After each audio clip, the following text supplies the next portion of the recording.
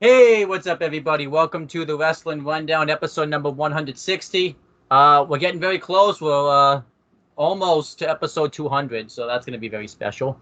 I am the host, the undisputed dual champion on the show, the Wrestling Rundown Predictions Heavyweight Champion, and the NXT No DQ Team Predictions Heavyweight Champion, Owen the Birdman Finch, and I am here with whoever wants to introduce themselves first is welcome to.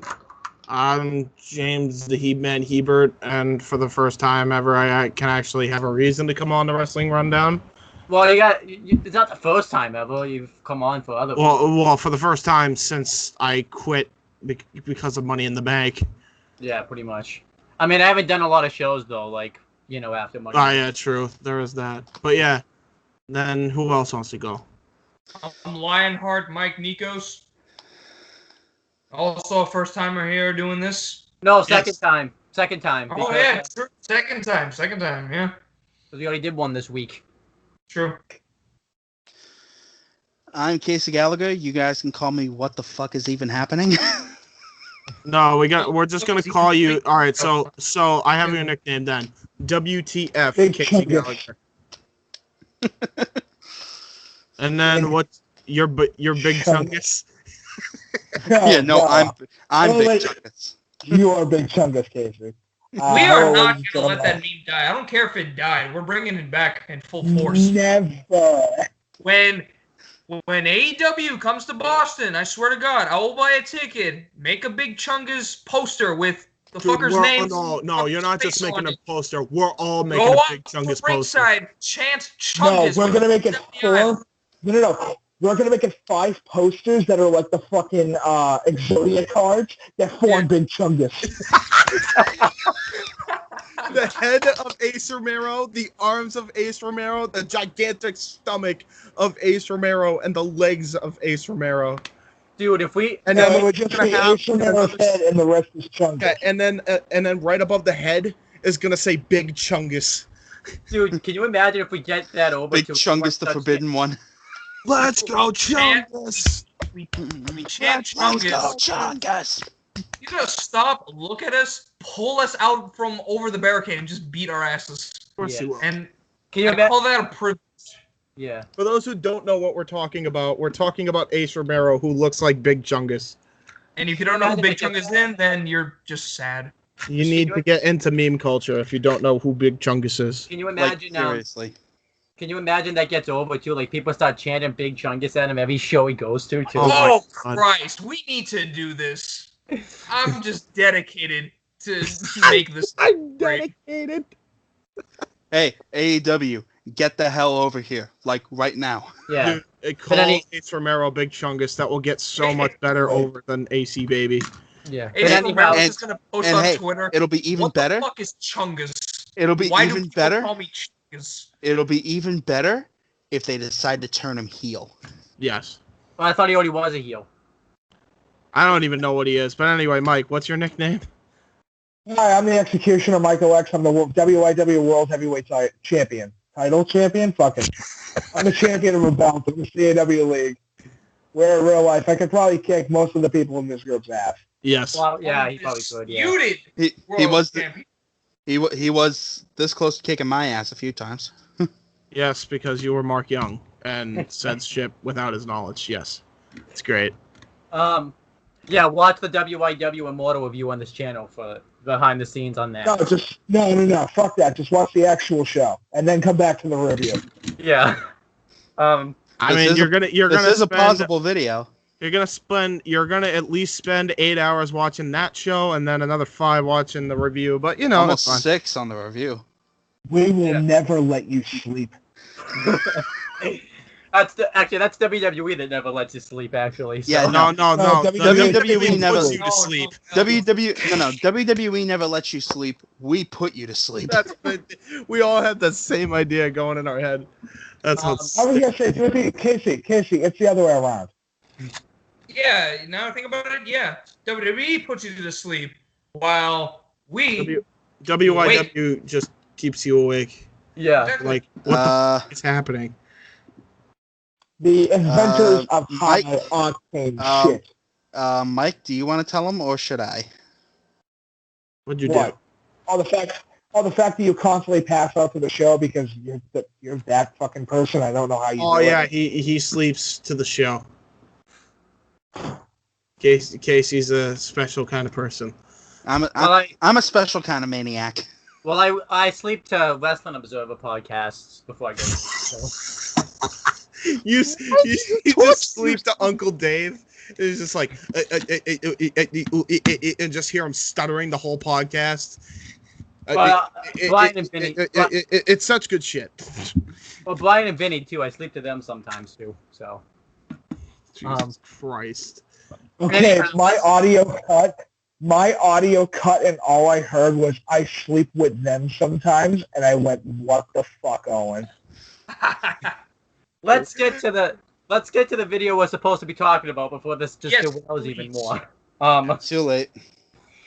But yeah, we're here to talk about 3 big topics that's taken place this week and that took place this week in professional wrestling. And I figured the best people to put on for these such news is these fine folks right here because Oh boy.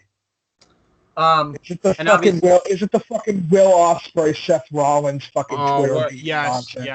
But that's the thing now. Boy. Yeah, it's gonna be saved. We want to stop positive though. We want to get, we want to be. We want to get. Listen, let's get the negative. Start negative, and then continuously go positive. There's a reason I have it the way I have it for even Insane Clown Posse can attest to that.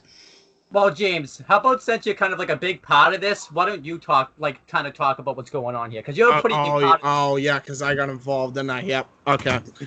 So. God damn it, James. So, I'll make this short and sweet. Seth Rollins was being a dick. Yeah, he was being a dick. Made a tweet. He said, "Best pro wrestling on the planet." We all laughed. He got butthurt, and he started tweeting fans, "Oh, best pro wrestling on the planet. I'll double down on it. Find another person that could do what I do week in, week out. You can't." Well, James, here comes Will Ospreay saying, he's talking about stomping grounds from last Sunday. So. Oh yeah, this is the best pro wrestling on the planet, which we'll get into, because there's more to it. Okay. So Seth Rollins is tweeting that.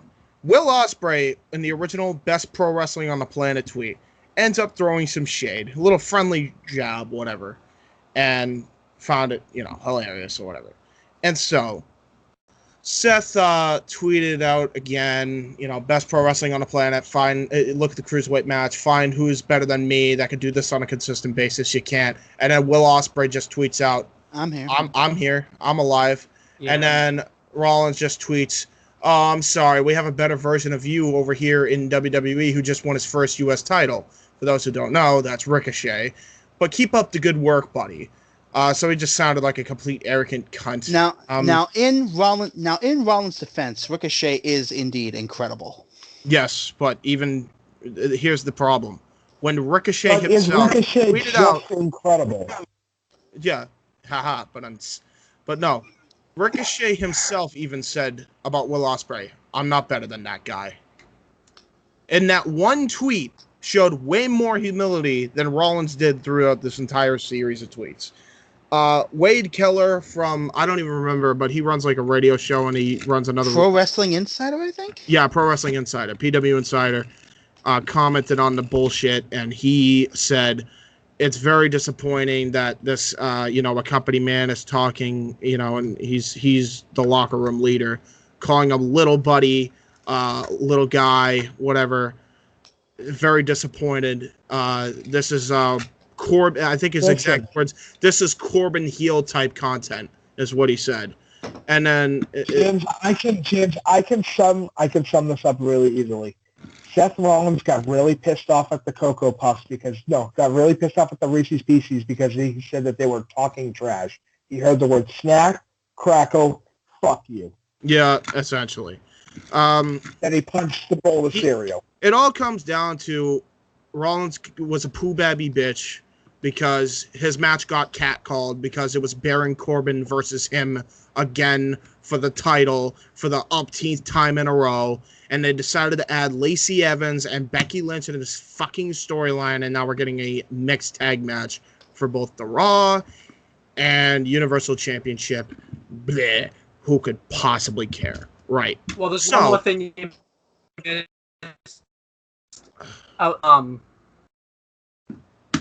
What the fuck? Hold on. Owen, you're network. You broke up wicked bad just now. Oh, so it wasn't just me? Yeah, no, it wasn't just you. Yeah, no. And I could tell it wasn't. All right, there you go. Can you repeat what you were saying? So, Seth Rollins recently appeared on some type of podcast. Yeah, and it just stabbed Ambrose, a.k.a. John Moxley, completely in the back. Yeah. Basically saying, I love Ambrose to death, but I love the guy, but he took his ball and went home. That is essentially. And there was some other bullshit. Not everybody can handle the regular... No, he didn't take his ball and go home. He took his ball and decided to hang out with cooler kids. Yes, exactly. He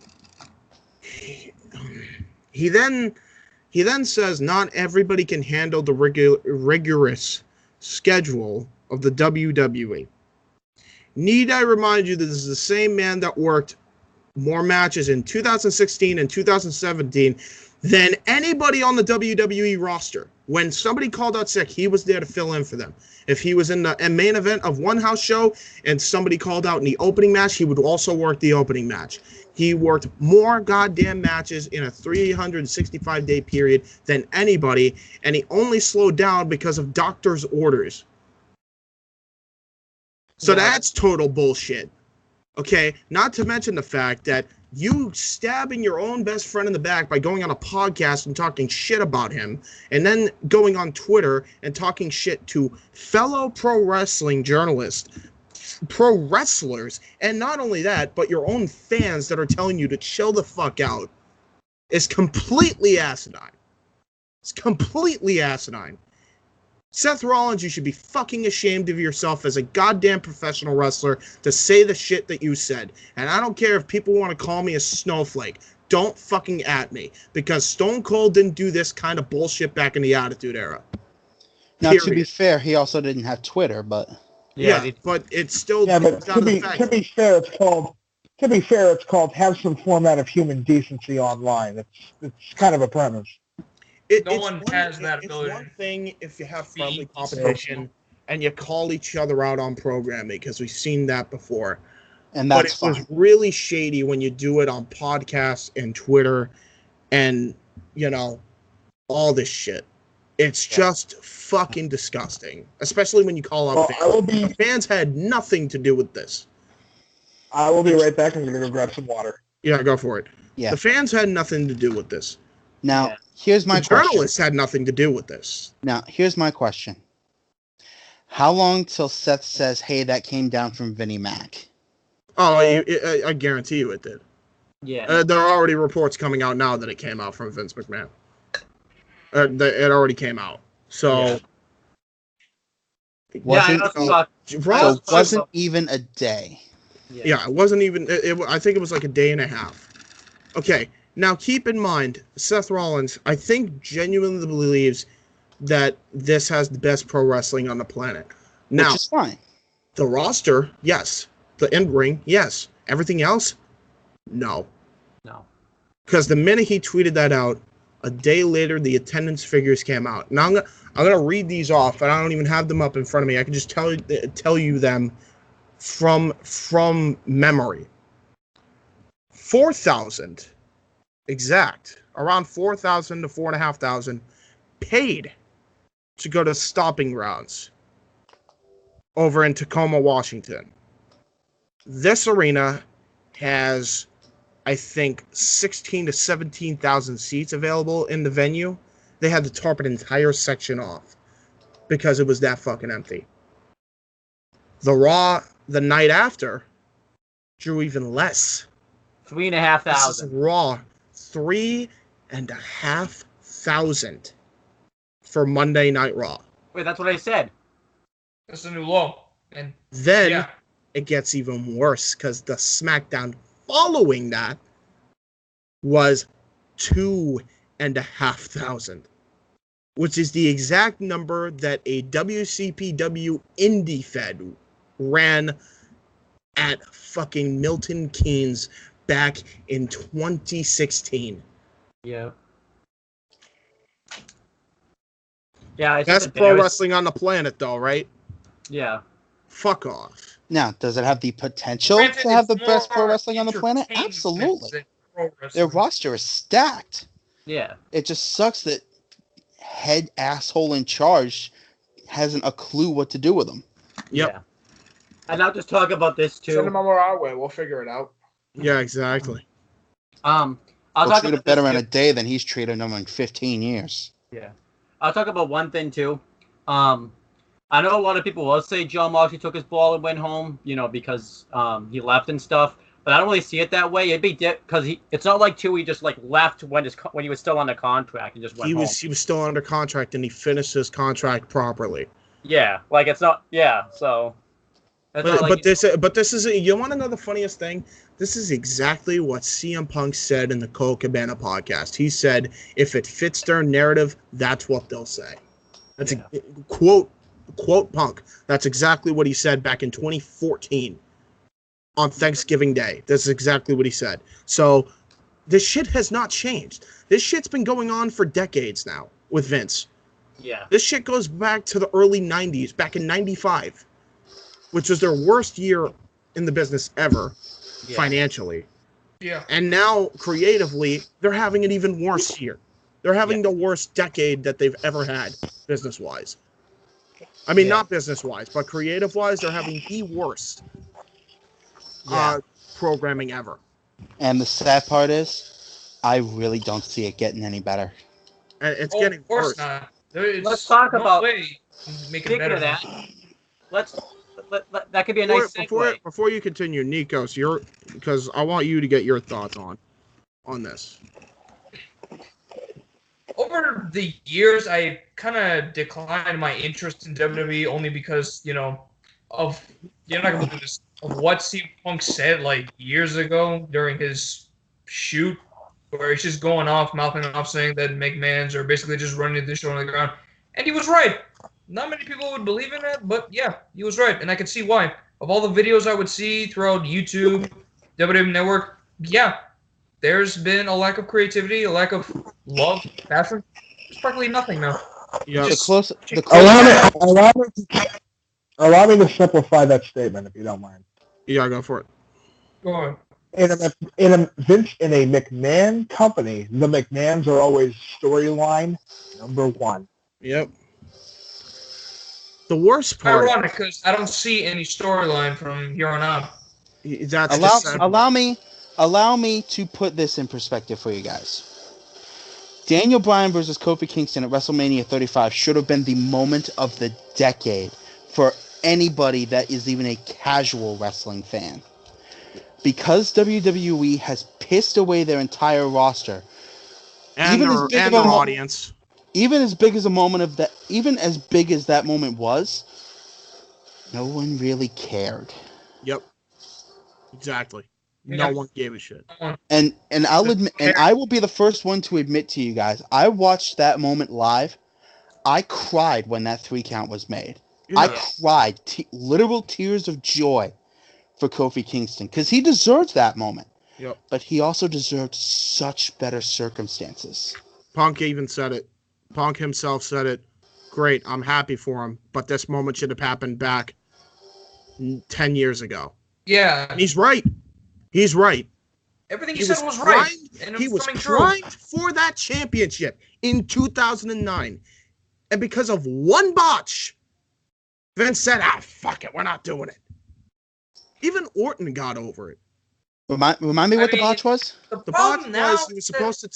botch was he was supposed to take the bunt kick, but he wasn't in the proper position, and he thought Orton was going for the RKO.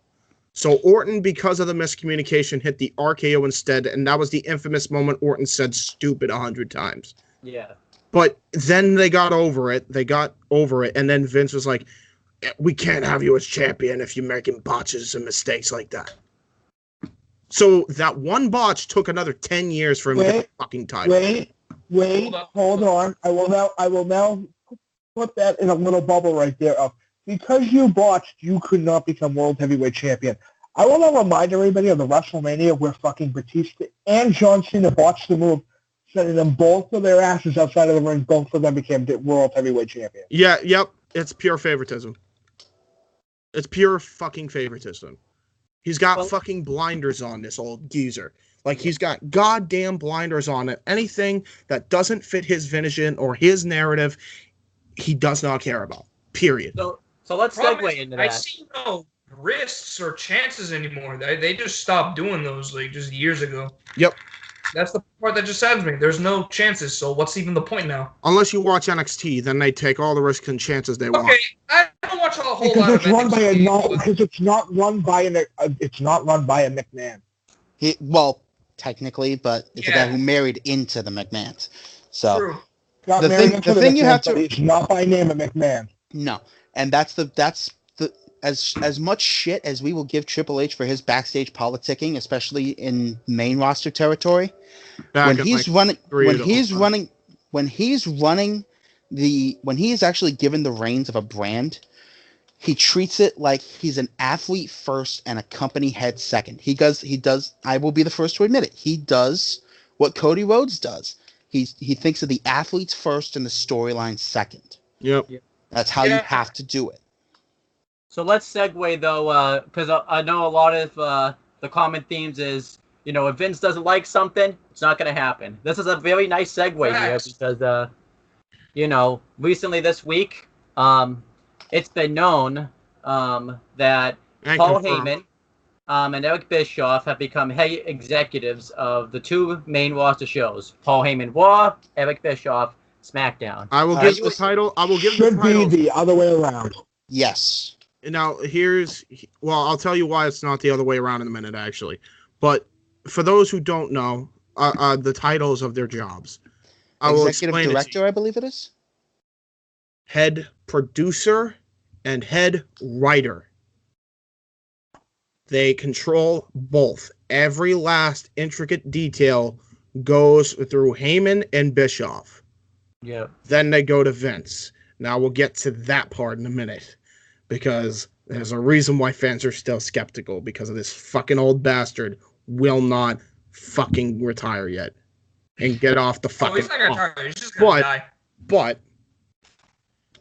that being said, the reason why it's not the other way around like it was back in the old days when they were on the on-screen characters of Bischoff and Heyman was because SmackDown's going to Fox. And if anybody knows anything about Fox, it's Eric Bischoff, because he tried to get Nitro on the Fox and almost pulled through. So that is why they're having Bischoff. Wait a minute. Was that the TV deal he was trying to get when WCW closed? Yes. And not only that, but Bischoff also has television broadcasting experience in TNT, which is specifically what Fox wanted, was an executive that knows how to run TV. Triple H has actually had experience in television himself in other places, so they actually went to him first. He ended up turning it down because they wanted him to juggle both SmackDown and NXT. Didn't he run WWE CW for like a couple of weeks? Who? Triple H? No. James, What by the the hell way, am I thinking of? Yeah, that's right. That was a rumor, wasn't it? And that wasn't confirmed. Yeah, James, that was. Never mind. Yeah, I'm sorry. Yeah, never mind. Supposedly, he was approached and he turned it down. We don't know if that's entirely the case. They may have just never went to him. Mainly because everyone's like, oh, why didn't they just go to Triple H? I think it was specifically if it was the other way around and they just never went to him. I think it's because he's going to take over when Vince croaks anyway. So, yeah. However long that isn't coming. He's living till 150. His mother's like, I think, she's like 97. So we got a long while. Sadly. Yeah. But right. So Bischoff, that's why he's on SmackDown. Heyman's on Raw because let's be honest, that's where Brock Lesnar is. Yeah, it would only seem. Now, here's the deal. I'm more optimistic than most. I think this is a good thing because supposedly it's supposed to be run like Triple H is running NXT, where, and God, I hope so. And I assume what that means is if Bischoff and Heyman go to Vince, they'll just be like, I don't care, do whatever you want. And that's what I assume is what they mean by it's supposed to be run like NXT. And I hope to hell it is. Yeah. Now, I'm gonna look at the positives and the possible positives and the possible negatives. The positives here are that Bischoff and Heyman are back in control. These are guys are responsible for some of the biggest storylines and most revolutionary wrestling concepts in history. I mean, you've got the NWO, you've got the entirety of ECW. Yeah, so these guys, and also with that, you also have some of the negatives as well, which is the Kiss Demon and fucking crucifying Santa. Yeah, the finger poke of doom. Yeah. Like, so now, here's what I will say. I'm more optimistic for a Bischoff because a lot of people are already shitting on him because of his TNA run. Here's the problem with that. With WCW and TNA, he never really was fully in charge because of, one, the contracts that were just way too high and they had way too much creative control in WCW. And number two, in TNA. Was his fault, but he corrected that in TNA.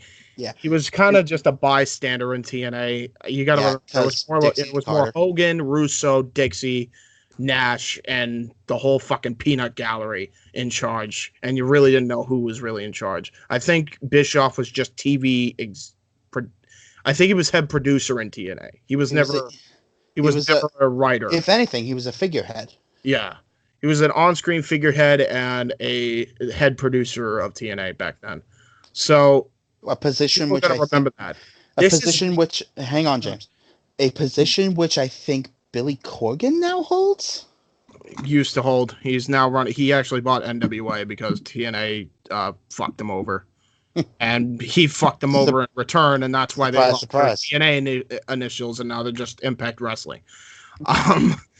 Surprise. Yeah. So, I'm hopeful for Bischoff because this is him on his own. This isn't him with other people holding him back. Same thing with Heyman. This is him on his own with a way bigger financial budget. And we know with Heyman with a financial budget, we know what that can do. Fucking gold. But we know what Heyman without a financial budget can also do. So. Yeah, well, he actually has a financial budget is the point. Now, here's but what I'm saying is he's still the master of creating incredible stories even without money as a backup. Yeah, exactly. Well, and this is what James is getting at. Here it is. This is what James is getting at. Can you imagine what he can do with a financial backing? Need I remind you the SmackDown 6? Who's to say he won't create the Raw 6? Like everyone remembers, SmackDown 2002 from like 2000, like early 2004 was amazing television. Like, yes. Yeah. So that was like the depending on the week, I would say. At least for SmackDown, I would have said depending on the week. Eric Bischoff wasn't the only one that beat Vince McMahon 83 weeks in a row on television. We need to keep that in mind. So these two have beaten Vince's flagship show. So now this is to be appointed. Now, granted, in terms of Paul Heyman, that comes from a creative and presentation standpoint, not necessarily a rating standpoint. Yes. The only way that you can it was a rating standpoint. He beat him in the ratings too. When the fuck did ECW beat Raw in the ratings? They beat Raw in the ratings like over 83 weeks in a row. Back when it was 2002 to 2004, they kept destroying Raw in the ratings. It was such a bad SmackDown. Yeah, SmackDown. SmackDown was like the best show. Yeah. They beat Raw's ass in the ratings. Well, here's the thing. It's still a WWE product, so are you really losing anything in the process? They're not losing anything. My point is, they went head to head in some form of capacity to Vince, and both of them have beaten him on his own flagship show, Raw. Heyman just happened to use another WWE show, whereas, again, Bischoff was a whole nother company, a whole nother show. But they still, the fact remains, he beat him on multiple occasions in the ratings. So these are the two guys that he's appointed. And Heyman and Dutch Mantell wrote an episode of Monday Night Raw, and I remember it was I think it was back in 2015. This is the build up to WrestleMania 31 that actually put everything, 30. made everything fall 30. into place. Was it 30? Yeah, because 2014 was 30. Right, 2014 was 30. And everyone was ranting and raving about that episode. It was the best. It was the best 3-hour Raw has ever done. I think I know best what 3-hour Raw it has ever done, and that was the includes same- Raw 1000. That was the Occupy where Daniel Bryan came in with all. Yeah, that was the Occupy Raw segment. Yeah, that whole show, you're not bored once, and it was 3 hours. It was a good show. Hence my argument that just because the show may be long does not mean you have any excuse whatsoever not to book it correctly. Especially when you have guys like Dutch Mantell, which he's not there anymore, but he was. Paul. I was gonna say, where's Dutch Mantell now? I don't even know. But the point is, Nobody knows supposedly, what Dutch Mantell is. Heyman and Dutch Bischoff- Mantell doesn't know where Dutch Mantell is at this point. Yeah, right. Paul Heyman, and Eric Bischoff supposedly Appeared like dust in the are wind. on their own. Here's why I put this in quotes. This is still Vince Vince McMahon's and show. fucking helm. Is this the show? This is still his goddamn throne. Okay? That's the problem here. And that is why people are fucking skeptical. It has nothing to do with Bischoff's past. It has nothing to do with Heyman's past. It has nothing to do with any of that. It has everything to do with that this old fucking geezer will not let his throne go. Period. Now, Now, there is one important thing that you're forgetting about. We have Heyman and Bischoff on the same, pretty much on the same show because the stages aren't different anymore. Started. All right. I mean, Same. well, supposedly that's going to change when they move to Fox. I doubt it. Yeah, sure. We'll say sure. You have two creative minds that have, for years, disliked the shit out of one another. Well, yes, but you got to remember this is 20 years ago. They're actually really good friends now. All three of them. That doesn't mean that somebody can say something that pisses the other one off, and then it just brings a 20-year. Here's another problem, and I think this can actually segue into what you're saying, Mike. They still have this wild card rule nonsense that's going on. Yeah, it's ridiculous. Which means Raw superstars can go to SmackDown, SmackDown superstars can go to Raw, and what's the point of having two freaking head of creators when they should just work together? So if Brock Lesnar can still do whatever the hell he wants. Exactly. If you're going to do this, you physically need to separate the brands for real this time. yeah. For real. Not for, we're going to do this for 2 years and then we're going to go back out. Or in this case, it was only a year the second time around. No, you need to fully commit to it. Or else nobody's going to fight. I'm going to pause you there because I can give an example where the wild card rule actually works, and I can't believe I have to use one of the guys on our roster for it to make sense. You ready? Ian Lancaster. It should be a gimmick on a wrestler at this point. It should be a gimmick on a wrestler that can do whatever the hell they want. That don't care. That's a free agent. That's the only time the wild card rule should exist is when you have free agents that haven't signed a deal yet. Yeah. Well, John Cena was a free agent like in 2017 when he came back. But right. So people like Cena, people like Taker, which God, please stop bringing Taker back. Let the fucking man retire. Yeah, I'm getting sick of seeing this dude again. And he's sick of wrestling again. The only reason he's wrestling is because he's trying to get the bad taste out of his mouth with the Goldberg shit. And he wants to work with a young guy that can protect him. Enter Drew McIntyre. Well, he's also working a tag Dude, match. Undertaker versus Drew McIntyre? Sign me the hell up. It's a tag match. Wasn't No. McIntyre like his like trainee, or wasn't Taker's mentor or something? Well, it's a tag team match though. It's Roman Reigns and Undertaker versus Shane McMahon and Drew McIntyre. Yeah, I know that, but wasn't Drew McIntyre like? Yeah, everyone's saying the same thing, Mike. Everyone's saying the same thing. What did I say? No matter what storyline it is, a McMahon is always put in the center. A McMahon is always an authority figure, and this shit. Get the McMahons off TV. Period. That's the first thing that needs to happen. That's the first thing that Eric Bischoff and Paul Heyman need to come to agreement on. Get rid of the McMahons. Triple H included. Just get them all off the main roster. Have Triple H run NXT behind the scenes and have Eric Bischoff and Paul Heyman run behind the scenes and Vince twiddle his thumbs or whatever the fuck he should be doing. That's it. No. That's Here's the first thing that needs to happen. Stick his thumbs up his ass. Here's what you do. Put Vince McMahon in another goddamn street fight match, but this time he has to fight the greatest thing of them all, his greed. That'd be an epic fight. Represented by $1 Million Man Ted DiBiase. the minute the WWE hosts a pay-per-view called Greed and it's in Saudi Arabia, that's when you know they're going to go out of business. Just saying, because that's how WCW went out of business, was with a pay-per-view called Greed. Yeah. How apropos. Anyway, so let's get into the next bit here, which from what I do remember should be Fyter Fest. Fyter Fest. Fyter Fest. Well, I put my one-down title on the line. Time for the good shit. Yeah. James, I am so glad you named him. His nickname is exactly what me and Nikos keep calling him every time we see him. Oh, yeah, just so you guys know who he is. Yeah, for those who don't know, I was sending Nikos, Casey, and Mike the cards. And Michael Nakazawa, they call him Mr. Libido. Although you spelled it completely wrong. You get the point. Hang on. You spelled it Labetto.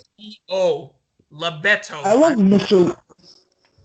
Yeah, I am Roberto.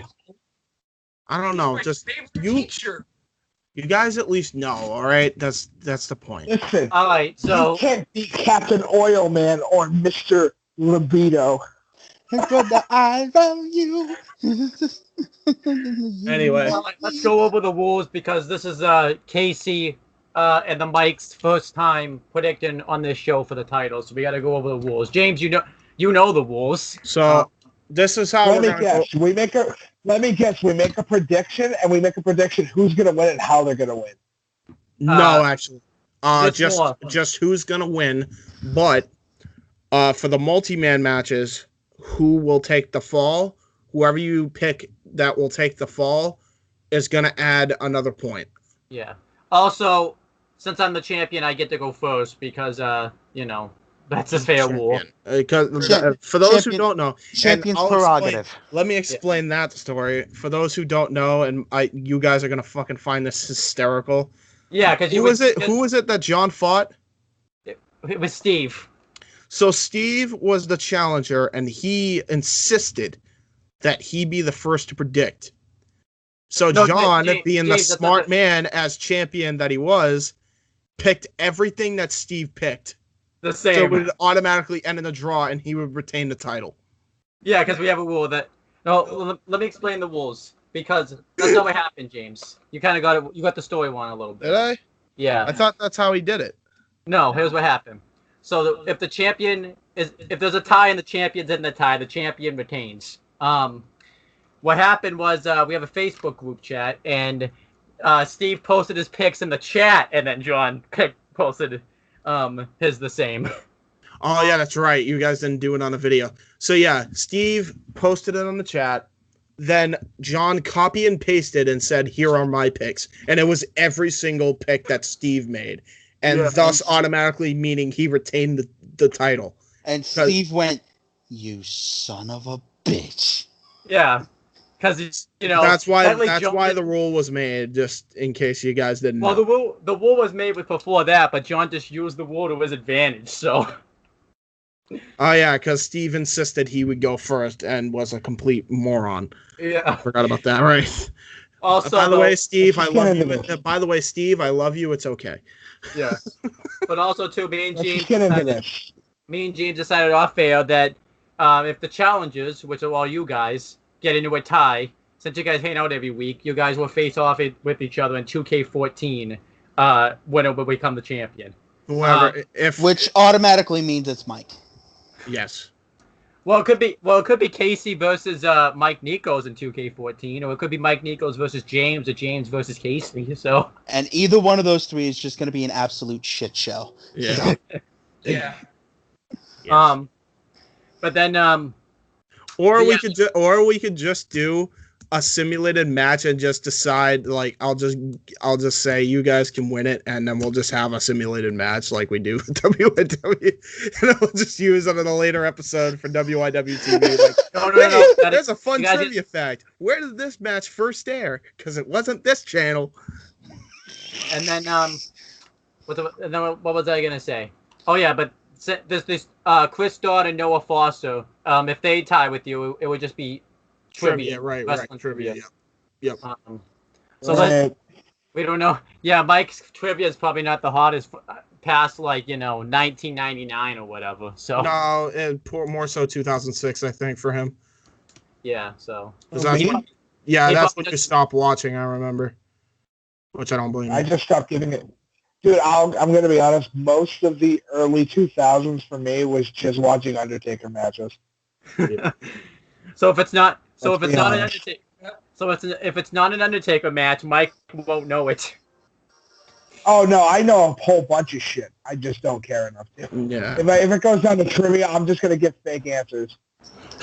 you're gonna That I pull. know are fake answers. All right, so let's start the. Who was the winner between the Undertaker and Nathan Jones, Mr. Libido? Mr. Libido and Michael Nakazawa. He came in, rubbed his nips, and everybody got scared and ran away. Anyway, let's All right, get into this. Owen, you're frozen. What happened? Oh boy. I guess he was making his pick so hard that he disappeared. What happened, Owen? Skype closed out on me. All right, well, welcome back. Let's get into this card. Before we do that, I want to ask. I'll start with James. What is your excitement level going on into the show from like a 1 to a 10? 1 being like definitely a 9. Okay. What about you, Mike? Me. A 1 to a 10. Which one? For Fighter Fest. Fighter Fest. What's your excitement level? 1 being the lowest, 10 being the highest. Which one of us? There's two mics. Oh yeah, right. Michael X. Yeah. I'll probably say an 8. I have to see a little bit more on the card. All right. What about Nico's? What's your excitement level? To be honest, I'm gonna have to say like an 8 probably. Only because like I just know who Alex Jabali is and what he does, so yeah, I'll say an 8. I mean, I can't go lower than an 8. Just it wouldn't be fair. What about you, Casey? Your excitement level? I'm going to have to say a 7.5. Why is it 7.5? Because, honestly, there's not enough matches on here that I'm, like, invested in storyline-wise. We're going to have to... 100% I agree with him on that. Yeah. I'm actually going to agree with James and say a 9, just because I just watched a ton of stuff going into, like, the World of Fighter Fest, and it just really hyped me for the show. Now, I'll admit, I'm not up... My interest level will be higher, because I think, Fight for the Fallen and All Out will be like more important. Like this one. Yes, 100%. I am super stoked for Fight for the Fallen. Oh, we actually. Fuck it. Let's just get into this. Yeah, but after the predictions, we do have to talk about the stupid Evolve show as well. I don't want. We'll get into that, but do we have to? I don't wanna. I really don't wanna. We're not gonna predict. I'm just saying we have to talk about the controversy bullshit to it. No, we don't. After the predictions. No, we don't. Let's start with nobody cares enough. Let's start with the 3 pre-show matches. First being a hardcore match, Michael Nakazawa versus, I'm probably gonna butcher his last name, Alex Jabali. You got it right. Yeah, that's fine. That's Oh, fine. it is? Yeah. All right. So I got to go first because I'm the champion.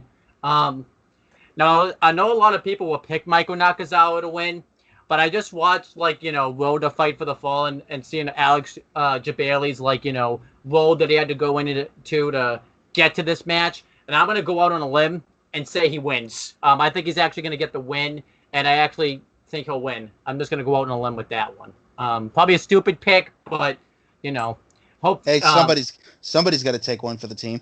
Yeah. What about, we'll start with James. Who are you picking? Michael Nakazawa or Alex Jabali? Mr. Libido, going with him. Is that, can you tell me, that's Nakazawa, right? Yes. What about Michael X? Who is Michael X taking? Dude, you know that the last three of us, between Nikos, Casey, and I, are all going to pick Mr. Libido. So in order to prove it, we just do the dance. Okay. There you go. It's the dance. I can't see it because I have Skype. I only see Mike doing it because I don't know if everybody else Oh, is. we're all doing it. All right. Then we have... Dude, baby oil does not count as a oil. weapon. This dude can get away with anything just by baby oil. Yeah. Grapple, baby oil. He can Except slide for on. when he goes except for when he has the oil go into his skin after taking a bump on fluorescent light tubes. Yeah. Which I assume is going to happen in the match.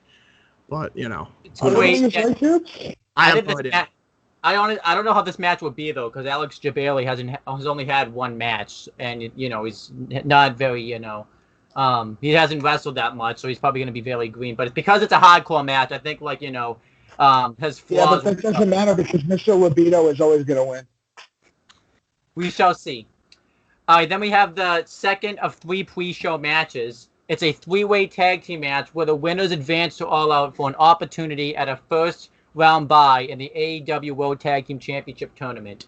We got the Best Friends, SoCal Uncensored, and Private Party. I'll go first. Really tough one to call. I'm going to say SoCal Uncensored will get the win. A lot of people are probably going to pick Private Party because they just had a big story, but I actually think their story is so good that they should actually be in the tournament because they would make them really invested. And I think Best Friends are just not going to get the win. I think SoCal Uncensored will get the win. We'll start with Michael X this time. Who's Michael X picking for this match? I'm gonna have to agree with your pick. Okay. And then we'll go Nico's. As for me, yeah, I guess I'm also gonna have to pick SoCal because Best Friends. They're an okay team, but I don't exactly want them to see it in the buy-in for a tag team champion. And Private Party, I don't know them too well, and I don't think I've seen them fight. Have they fought before? Are you? No. Who the fuck's gonna pick out of Kaz and Daniels and fucking? Well, it's Sky, actually Scorpio Sky and Frankie Kazarian because Daniels is in a totally different match. Daniels is in the next match. Yeah, he's in the next match. Yeah, I'm definitely gonna side with SoCal Uncensored only because I like the name. What about James? Who's James picking? I'm actually going with the Best Friends. The reason I'm going for the Best Friends is because if everybody remembers what happened with that weird team that assaulted them and Helico and Jack Evans, they are known as the Dark Order. Before that, they were in Chikara and they were known as the Super Smash Brothers. How they didn't get sued, I have no idea. But they're doing a whole thing now where the Dark Order is kind of gonna try to take over. Let me simplify it. Sure. Let me simplify it for you. Really quick. James really smells a heel turn here. I don't smell a heel turn. No. The Dark Order are the heels, so I'm saying you smell Best Friends turning heel. No, because the heels are the Dark Order if they go on to fight them in the bye round, which I think they will. So that's why I'm picking Best Friends, because I think they're going to have a tournament match between the Dark Order and somebody going in. That's why I'm picking the Best Friends. All right. If anybody's going to be healing this match, it's looking like a Private Party, if anything. But maybe, yeah. Yeah, possibly. All right, and Casey, you got the final prediction. And I'm going SoCal. All right, so James is the only one different for this one, and then we got the And- final. Oh wait, And we I gotta pick who takes the fall. And I will go Oh so my- far as to say best Meltzer ever on Private Party. Okay. I'm gonna say, Private Party takes the fall. Nikos, I'm what gonna do you say think? For me, I'm gonna say Best Friends will take the fall. What about X? damn it, that's what I was gonna say. You can still say it. I'm gonna pick Private Party taking the fall. Okay. So probably the one thing all of us agree on, SoCal Unlimited is not getting pinned in this match. Uncensored, you mean? Yeah, Yeah, sorry. it's SoCal Yes, Uncensored. SoCal Uncensored we think are not gonna get pinned. Yes. Unless they do, then that would be a huge plot twist. Well, that means we're not getting a point. Yeah. Yeah. Essentially. Then we have the final pre-show match. It's Kylie Ray versus Levy Bates. Oh, I got a predict for this one. I had no idea that was on the card. Oh boy. I had Yeah, no it clue. says it right here. So All right, fair enough. Yeah, it says it right here. Kylie Ray So- versus Eva Bates. So I'll explain this for the guys just so they know. So you Kylie don't have to Ray, explain it. Kylie I'm Ray just is gonna go Kylie Ray. Kylie Ray is Cocaine Bailey, and Leva Bates is the librarian yeah. chick that was with Peter Avalon in that fucking dumb segment. I'm All right, actually hold on, going I'll to be go. right back. He picked Kylie Ray, right, Mike? My pick's Kylie Ray. Just so you guys know, I'm gonna go grab something to eat. Okay, Sorry, okay. I'm fatigued. Okay, go get something to eat. So Kylie Ray is Mike Alexa's pick. I'm actually Okay. going to follow his example, but I should be back a lot sooner than he is. So, Okay. All right, so Kylie Ray for you as well. no, I'm just going to grab some food. Okay. I So I guess 2 picks. pick first because I'm the champion. So I go. yeah, I'll go Kylie Ray. I don't see her losing. Yeah, same. Kylie Ray. James, when you sent me the card, you might. Yeah, it's not in forgot. there because I had no idea. I had no idea that was going to be on the show. So just- who is? It's so Kylie remind Ray. me again. Kylie Ray is Cocaine Bailey, and the other one is the librarian chick that was with the other librarian, Leva Bates. I say the librarian. Oh, so you're the one going with Leva Bates? Yep. Hey, Yeah. someone's gonna be. Just why not? I mean, Smiley, 52-year-old Bailey. I mean, I've seen her fight, but I don't think she can go all the way. To be honest, just Okay. hit her around, clock her in the face a couple times. You go down. And the librarian, I'm kind of interested to see what she has to offer. All right. And okay, I'm going to go with My stuffing makes me so dummy thick that the cross clap of my ass cheeks alerted the All right, we bees. get it, Mike. We're doing predictions here. Colonel, it's Snake. I'm trying to sneak into the base. Oh, shut up, my. Oh. My ass cheeks keeps alerting the Hey, Casey. Who's your pick? my pick. The true losers in this match are the fans, because I don't see this match getting over at all. Yeah. But who wins? I actually think it will get over. The gimmicks won't, but the ring work will. You do realize Leva Bates is Blue Pants, correct? Seriously? Yeah. The only reason why I want her to win is shit. just for the gimmick. Did not know I that. don't know. Yeah. Anyway, I am now supplied with fruit snacks. Yeah. Right. Let Casey give his pick. Like if we keep cutting him off. Yeah, you know what? Old Blue Pants has never done me wrong yet. I gotta go leave a Bates. All right. So we got 2 Leva Bates and 3 Kylie Ray, aka Cocaine Bailey. Anyway, next. All What do you right. So think now it we're on is? to the main code. Wait, what? What, Now we're Nikos? on to the main code. No. All right. Go ahead. All right. So now we're on to the main code. Yeah. we have the women's three-way match, which I think will be a three-way this time. I don't think they're gonna do a swerve this time. I think it really will be a three-way. It's I'm gonna probably butcher this name. Yuka, Sakazuki. Close. Sakazaki. You were one letter Where'd off. you get the That's a lot. U from? You were one letter off. That's a lot better than most people. He got the U from U Burger. Yeah. But Weho. Good burger. Yeah, versus Weho versus Nyla Rose. I have to go first because I'm the champion. I'm gonna pick Nyla Rose. They've really put a lot into her coming into AEW and stuff, and I actually think she'll get the win. And as for who takes the fall, I'll just say Weho because why not? Mike Nikos can go first. I'm gonna have to agree with you for Nyla Rose, only because she's got like the strength and based from her performance against Awesome Kong. Yeah, I think she's dominant enough to take out Riho and Yuka. And who I say would be pinned? I'm gonna say Yuka. Okay.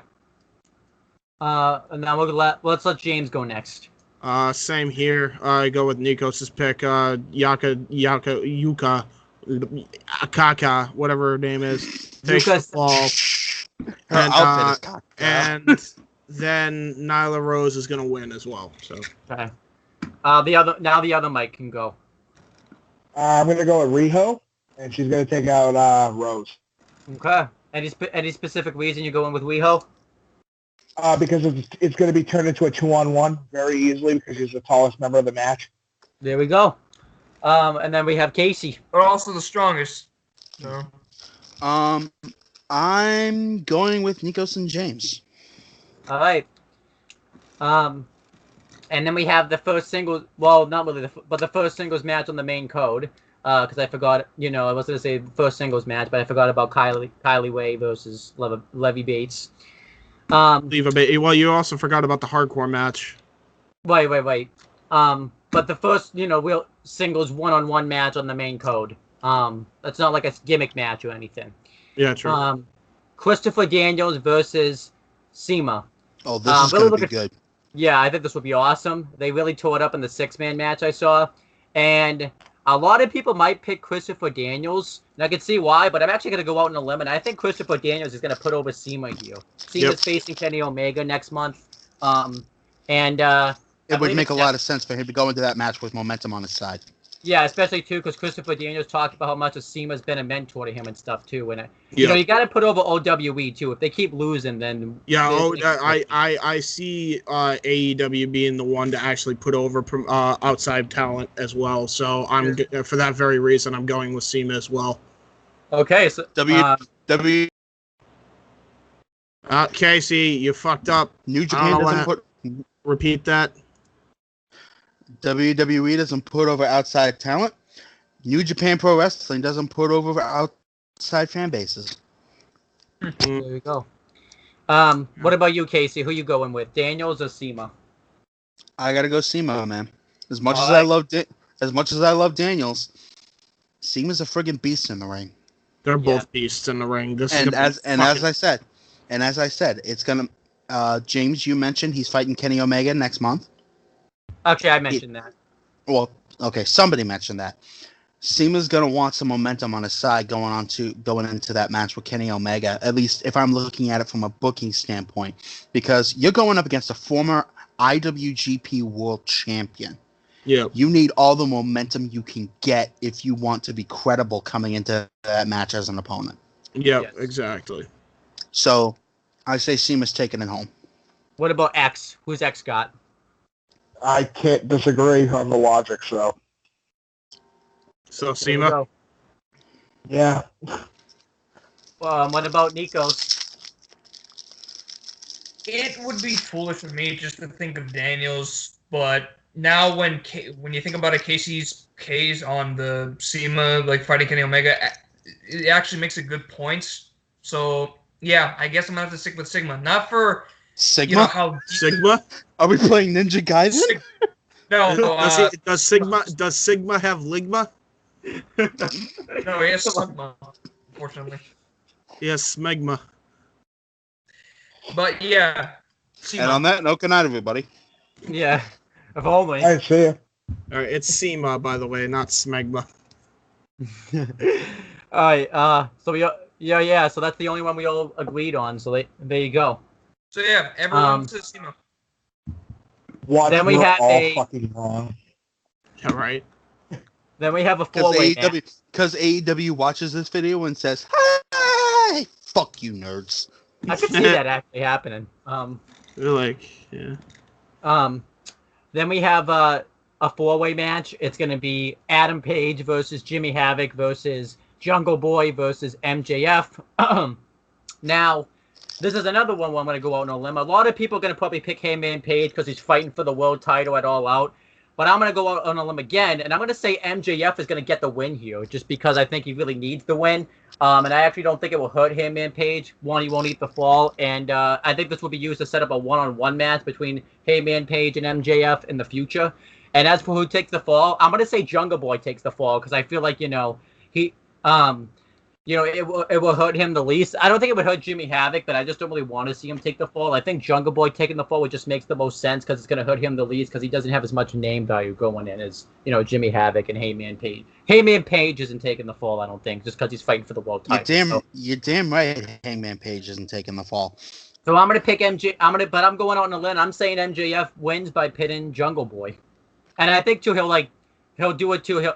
Hangman Page will be about to get the win, and then there'll be the classic heel thing where MJF steals the win from him. So we'll start with Casey this time, because he hasn't gone first yet. Who are you picking for this match, and who takes the fall? You actually said it all for me. All right, MJF with, MJF steals the pinfall win on Jungle Boy from Hangman Page. I'll make this easier for all of us. Specifically, I will say Hangman hits. What's his finisher called? I don't know. We know it's that crazy springboard, spring into the ring lariat he does. He hits that on Jungle Boy. And then Jimmy Havoc somehow out of the ring. Jimmy Havoc somehow gets the ref's back turned. Here comes MJF with a steel chair. Then he throws Hangman Page out of the ring and gets the cover 1, 2, 3. It depends. There might actually be. I think this is no DQ because it was a fatal 4-way though. But it is AEW. I don't know. But either way, yeah, I think you could just say pin or submission, Casey. You don't have to go into these elaborate finishes. But yeah, MJF. Have to be here you can at least follow my logic though, right? Yes, MJF pinning Luke Perry's son. Yes. Okay. And for those who don't know who that is Jungle Boy. Yeah, I figured. God bless Luke Perry. Died way too young. Yeah. What about Michael X? Who's Michael X picking, and who takes the fall? I'm going to go for Hangman Page, and he's going to pin Jimmy Havoc. Okay. What about Michael Nikos? I'm also going to say MJF, only because, a guy like him needs the win, and for who he pins, I'm going to say Jimmy Havoc. Okay. Yeah. All right. Then we have this match. He pins for Jungle Boy, it'd be too obvious. So why not win Jimmy Havoc instead? All right. And then we have probably what's going to be the most brutal match of the night, and that's the non-sanctioned match. Jon Moxley versus Joey Janela. God, this is going to be a fight. That cold opening actually gave me some chills. It was actually really good. Mm-hmm. I haven't watched it yet. Where is that? It's on Twitter. It's on Facebook.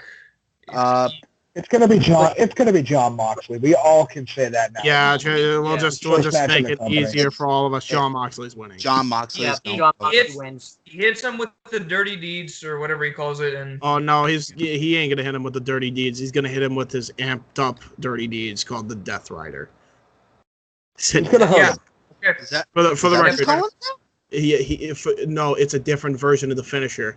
He still has the dirty deeds, but if he kicks out of the dirty deeds, that's his lead-in to his new finish, which is the Death Rider. It's the same move, but imagine the Impaler version of the double underhook DDT. Oh shit! Yeah. He unveiled the move. Little history lesson. He unveiled the move when he debuted in New Japan Pro Wrestling to fight Juice Robinson for the IWGP United States title, unveiled the move against Juice Robinson after he kicked out of the original Dirty Deeds, pinned him, and won the IWGP United States title with that move. So he's actually currently the IWGP US champion. And if they can get a last-minute deal, I would love to see the title on the line. But Damn right. either way, it's going to be Jon Moxley. You guys talking. I'm going for more milk. So yeah, everyone's got Jon Moxley for this match. There you go. Yes, sir. And It'd then be we really have- surprising if it were the other way around, though. Like Yeah. in qualification or No disqualification. It's no rules. Unsanctioned. The same match Triple H, Shawn Michaels had like years back. Get the hell out of my head, James. That's exactly what I was going to say. Then we have a 6-man tag team match. It's the Elite versus the Lucha Bros and Laredo Kid. I think this will be a hell of a 6-man tag team match. This might be one of the best ones we'll ever see. Now this is the Young Bucks and Kenny Omega? Yep. Correct. So as for who I think will win, I think the Elite need to win more. The Young Bucks just lost the AAA tag team titles, and Kenny Omega's coming off a pretty big loss at Double or Nothing. I think they need to win more. Yeah, for those who don't know, I actually want to get them up to speed on this. The Lucha Brothers actually won the tag titles back at AAA's recent pay-per-view over in Mexico, which it's the one where they did like their highest rating ever, I think, which was like 8 point. It may have not have been a pay-per-view, but I know it was one of the TV shows where they got like over 5 million views. So that's where I think they won it. Which is huge. Which is huge for AAA. Yeah, it's massive. And not just for AAA, for AEW, if they can get that many viewers of their product over to AAA. So yeah. But yeah, I'm picking the Elite. I think the Elite need. Let's start with Michael Nikos, though. Oh, wait. We don't have to do the fall, because this is a 6-man match. We don't have to do who takes the fall for this match. So. No, I don't think. Yeah, no. this is only a 2-man. Yeah. It's just a 2-team match, so it really doesn't matter. We're off. So what about Michael Nikos? Who does Michael Nikos got for this match? I'm saying for Kenny Omega and the Young Bucks, because they really need this win over the Lucha Brothers and Laredo Kid. And even though what James told me, the description of Laredo Kid, he does sound cool, but in this match, I don't think he's just going to do much with Kenny Omega, because Kenny Omega, from what I've seen, he's a really good technician fighter. He's one of the best. He is one of the most complete wrestlers today. He really is. And if you haven't seen his first 2 IWGP title matches against Kazuchika Okada, you owe it to yourself to go watch them. Oh, those are the ones it broke the scale. It turned into a 6-star match. Yeah. And 6.5. That's for the Young Bucks. Basically, Cody Rhodes just said it. The best team in AEW. Period. Yes. The best team in wrestling, period. Yeah, in wrestling. In wrestling. What about Michael X? Who does Michael X have for this match? Listen, the company's called All Elite Wrestling, so yeah, the Elite's walking out of this. Okay. What about James? Yeah, same here. I think we're all picking the Elite. We probably should have just done that whole thing we did for Moxley. It's definitely the Elite. I mean, one thing I can say for sure, I don't think the ring is gonna hold either of these teams. No. We're gonna see this thing spill over. By the way, for those who have not seen Laredo Kid, you're in for a fucking treat. Oh, I've seen some of his matches. Guy is fucking unbelievable in the ring. I thought Rey Mysterio was pulling shit I've never seen before. Ray, I love Ray. He's got nothing on this fucking dude. I've seen this guy wrestle some matches at Impact. He was awesome, yeah. Ricochet, Will Ospreay and Seth Rollins were talking about who could wrestle better than those two. Will and Rollins wishes this guy he was this guy. Yeah. This guy's faster than Rollins, Ospreay, and Ricochet combined. Sometimes. I have not had the privilege of watching Laredo Kid wrestle. He's fucking amazing, dude. Link me to some of his matches after we get done here. Yeah, definitely. Search up Laredo Kid. I'm pretty sure you'll find some of his matches on Facebook.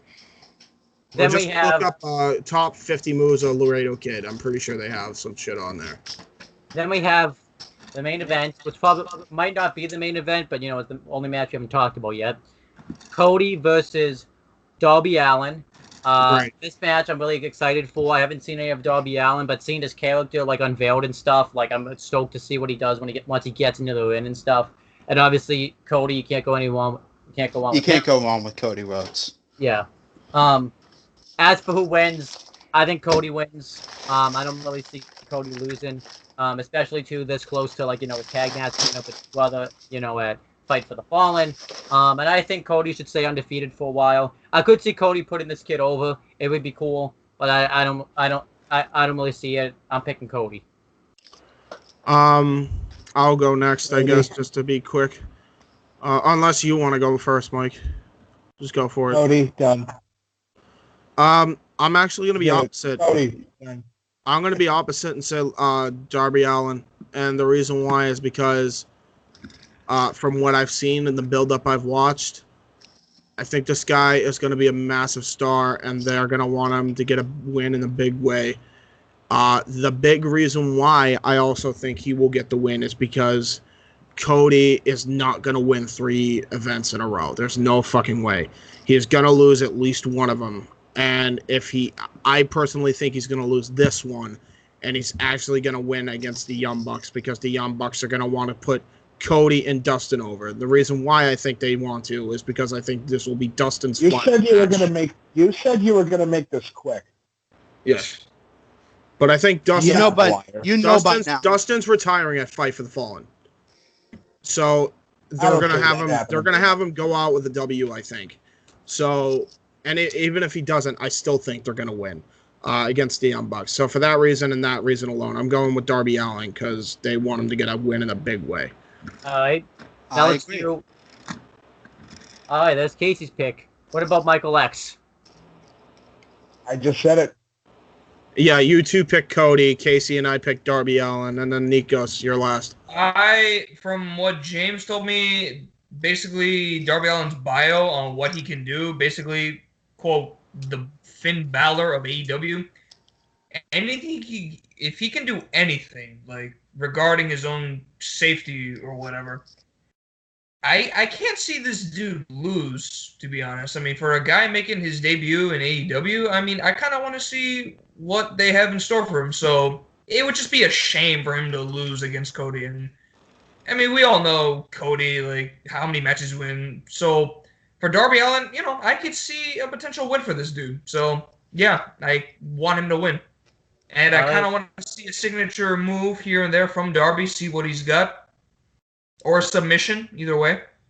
Okay, and now it's predictions. Everybody, though, I just got to say this. Make sure you send your predictions to Noah Foster, via Facebook message. I'll send him the predictions. I'll watch the video back, and I'll just send it to him myself. Yeah. Don't worry about it. Well, you don't have you don't have to do mine, because I'll do mine, obviously. Yeah, you'll do yours, yeah. Yeah. I guess we gotta talk. I'll be quick with the whole Evolve thing. Fuck WWE. Fuck WWE for now finally running an Evolved show that happens to coincide with Fight for the Fallen, a show, by the way, that is supporting a charity for victims of gun violence. Yeah. We know what we're going to be watching. Fuck you, cunts. Well, boys and girls, I'll see you in the next video. I have to go. Mike, you have anything to plug? No. Okay. Bye. Later, Mike. See you, Mike. Okay. Well. Alright, luckily we ended it off anyways. Alright, let's start with Nico, because he probably has the least amount of stuff to plug.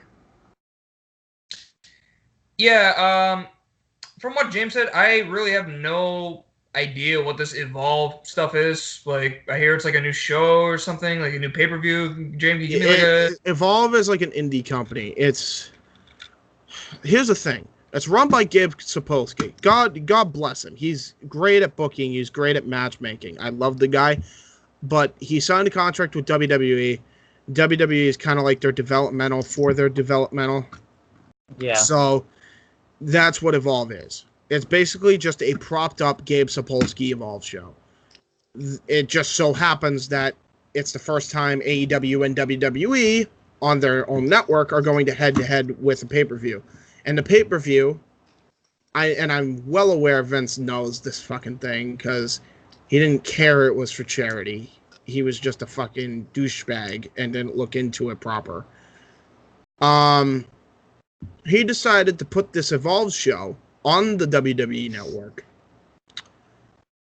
right in direct competition with Fight for the Fallen, which is a charity show, Fight for the Fallen, AEW show, for victims of gun violence.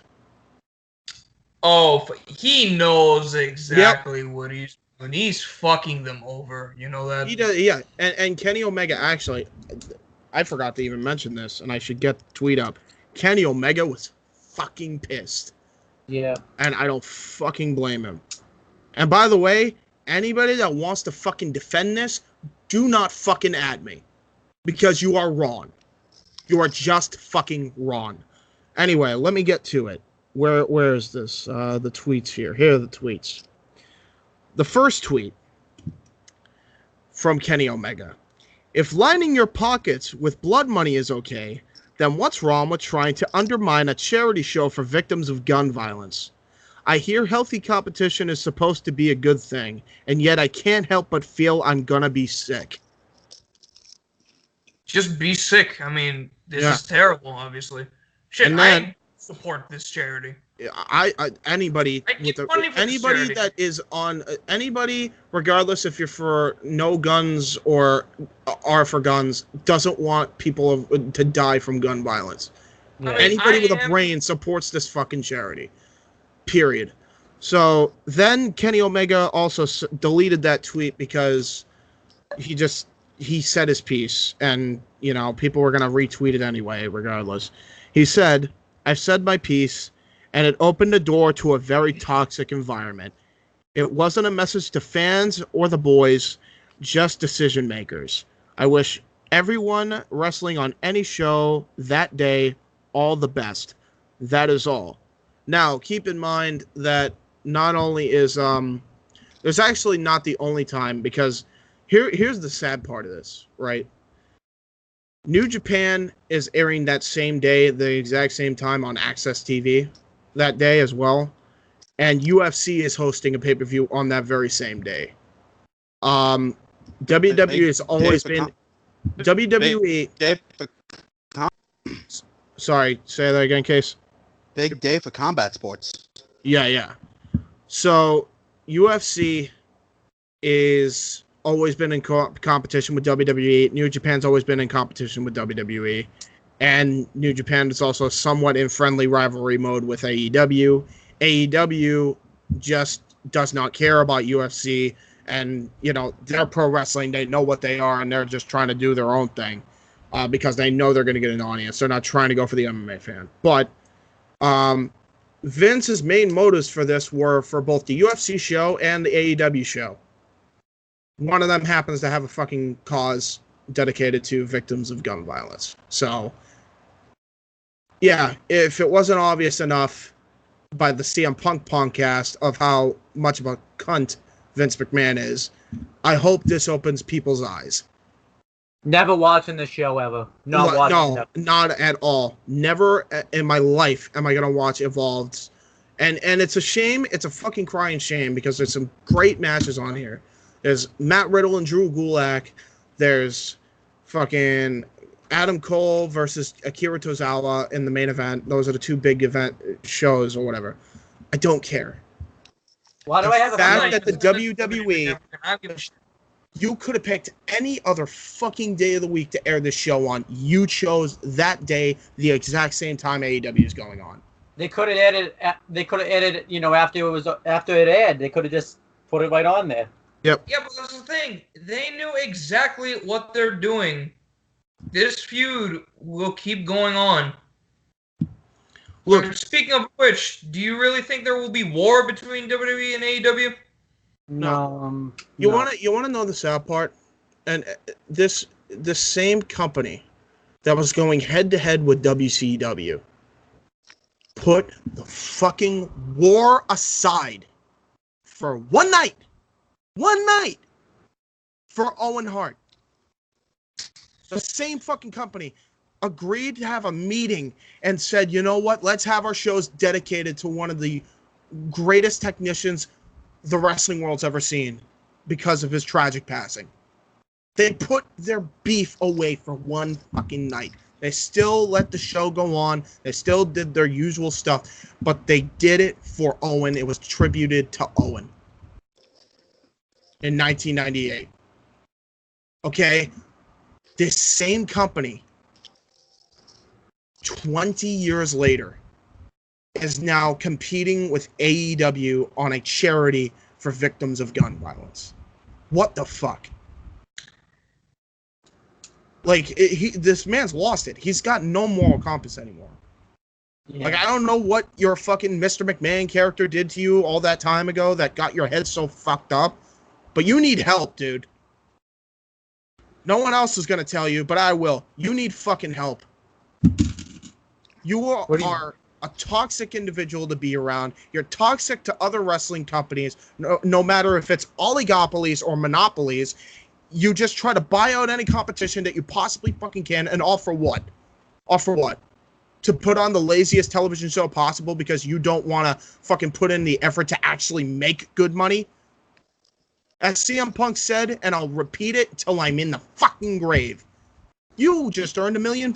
You just earned $1 million, Punk. You should be happy. Yeah, I should have earned fucking 10.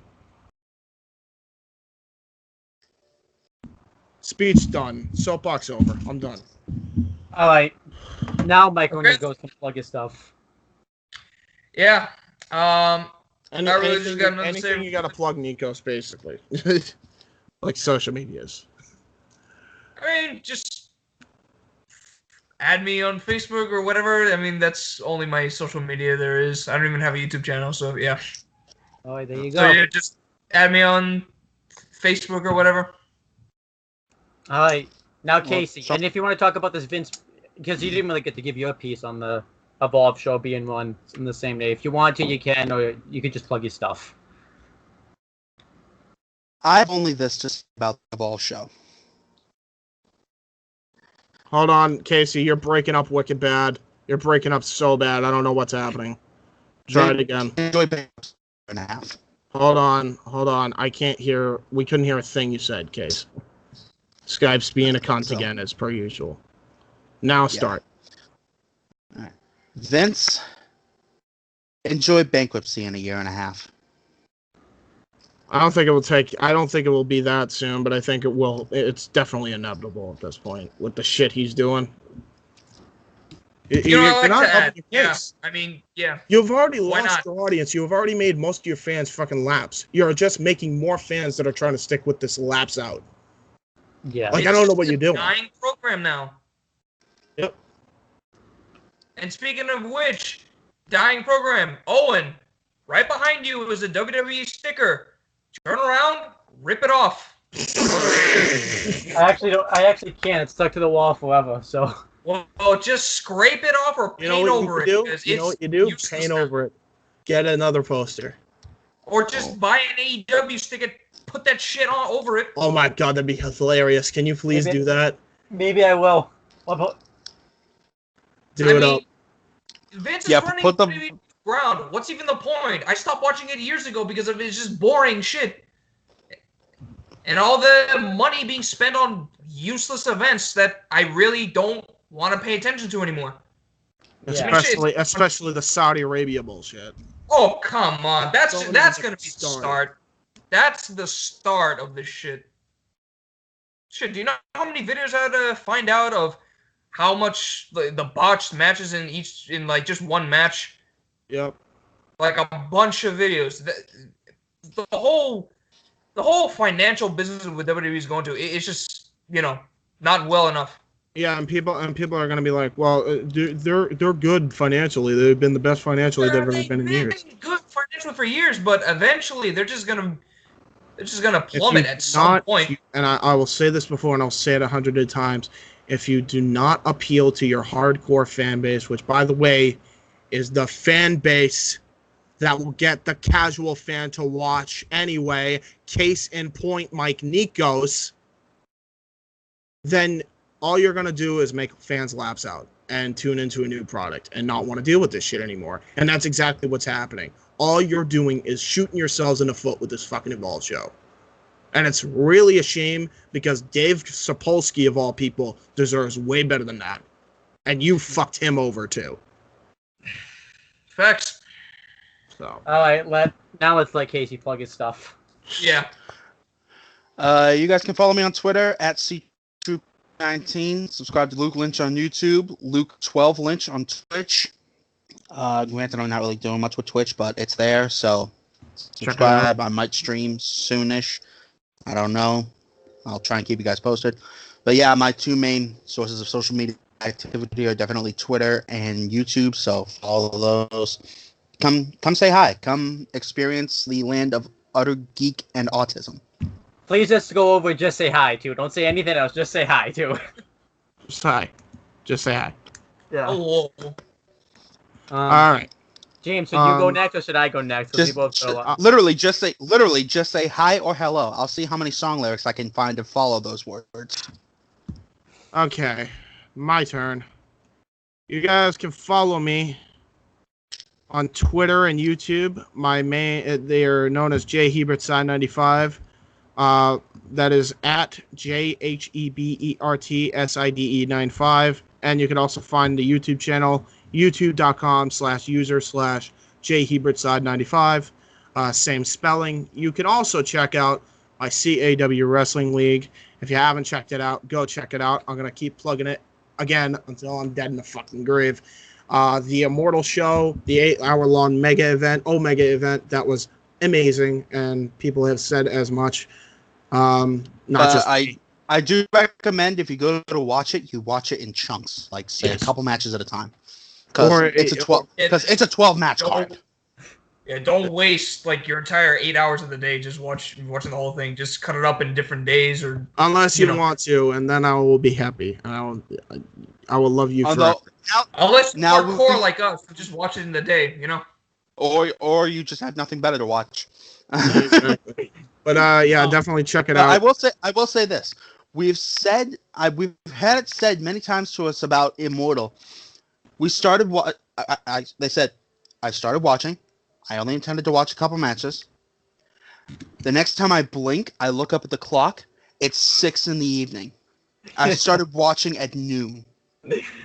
It was insane. It takes a lot of time off you. Yeah, and sometimes people don't even lose track of time because they're watching the show and they're like, what's going on? What is happening? And then they have to force themselves off the video, so that's a huge compliment. But yeah, it's for those, I didn't even give the URL. It's called Weymouth Youth Wrestling. You could search it up on YouTube, or you can type it in the URL bar, youtube.com/user/WYW Pride. There we go. Then you can check out my 3 YouTube channels. First being CM Brothers. Have a lot of great content on there. Same thing for on the Talkinator and on here. We'll be doing more wrestling rundowns. Me and James had to finally finish that Jumpin' Bomb Angels tag team booking we did. Yes, we do. Yeah, the fantasy booking thing. Yes. Speaking of fantasy booking, James, you were telling me about another piece of fantasy booking that you had done. I don't know if Owen was in on this. You told me about this in the car on the way to pick up Owen, actually. Yeah, the ECW one. Yes. Yeah. Yep, ECW one. We got. You guys got to do that one. We got a bunch of different ones, guys. We got some stuff. Trust me. Yeah. We have. Well, can you finish Jumpin' Bomb Angels Sunday? Yes. Let's finally finish that. Come on. Yeah, let's do that. Yeah. Then that's pretty much it, guys. We will talk to you guys later. Fuck Vince McMahon.